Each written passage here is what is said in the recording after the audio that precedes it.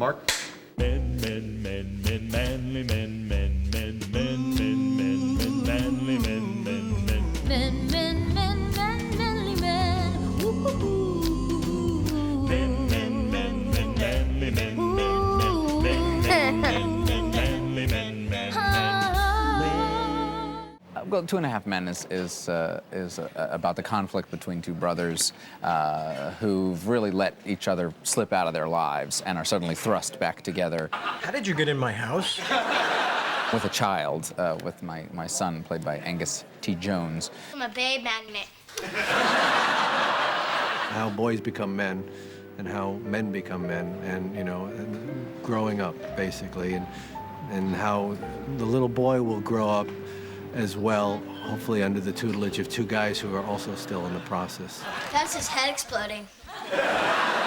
It's the odd couple with a kid. The brothers are estranged when the show starts. You know, they're trying to live very different lives as a result of the way they were raised. Alan, the divan is not for sitting.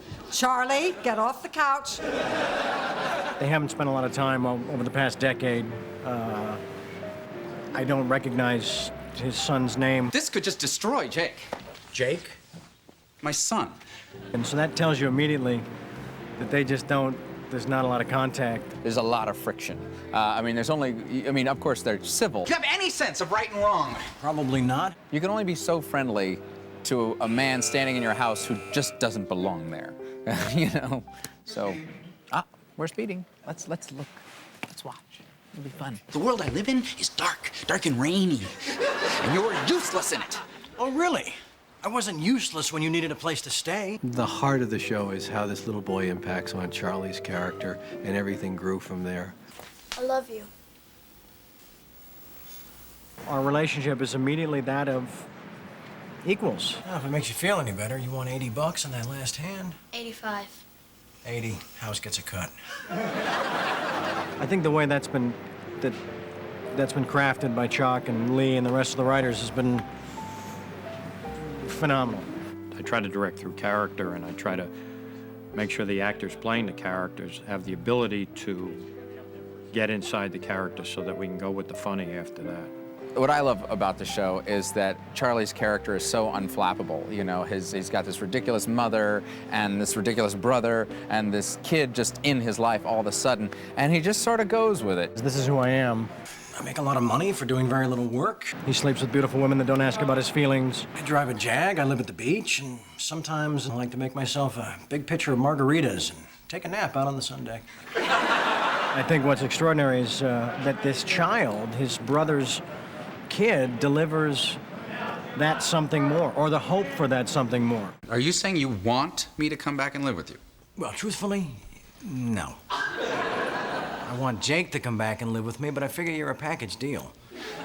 There are parts of my character that have been repressed. Alan, sometimes when I think about coming home to you, I start crying in my car. Okay, that would probably go on the don't side. And I think that she's sick of her repression and ready to kind of dabble. Alan, I think I'm gay. Alan complains at one point that he's described as rigid and inflexible, and he says, well... Don't you think that's a little redundant? So he's that guy.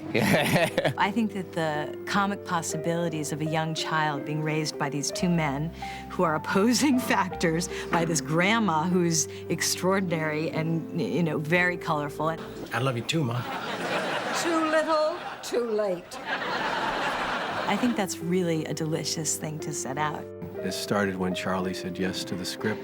First of all, I was thrilled when, you know, they said, oh, you're going to be auditioning for a show with Charlie Sheen. I said, oh, great.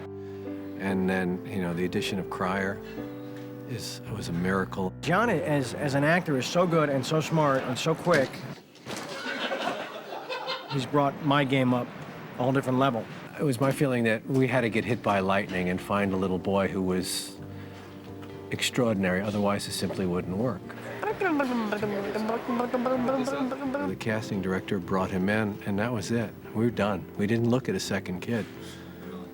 He's magical. He's a really special little boy. I just want to say, Angus farted. That's all I'm going to say. No, you farted. No.